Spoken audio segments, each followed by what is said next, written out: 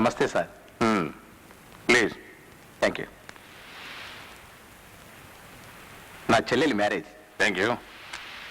పెళ్లికి law minister, home minister అందరూ వస్తున్నారు. మీకు పరిచయం చేస్తాను, మీరు తప్పకుండా రావాలి.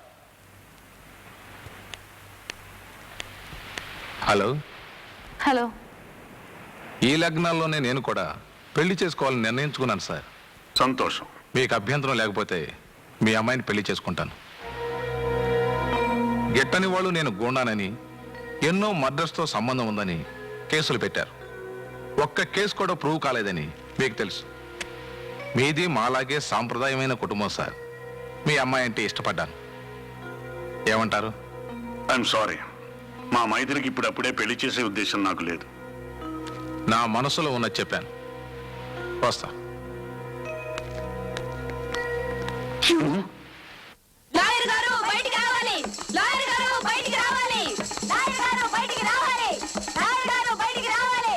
లాయర్ గారు బయటికి రావాలి. ఆపండి. ఏమిటి కొంపల మీద పడి డప్పులు వాయిస్తున్నారు? ఈ సిటీ రౌడీ లేడు పాండుగాడికి నేను బాగా నచ్చానంట. నన్ను పెళ్లి చేసుకుంటానన్నాడు. ఈ విషయం ఊరంతా డబ్బు కొట్టి చెబుతావని. ఎందుకు అనవసరంగా శ్రమ? 10,000 పారేస్తే టీవీలో చెప్తారుగా. సిగ్గులేదు? నువ్వు చేసుకోవాల్సిన పిల్లని ఎవడో గన్నయ్యగాడు చేసుకుంటానంటే సన్నాయి ఉత్తావా?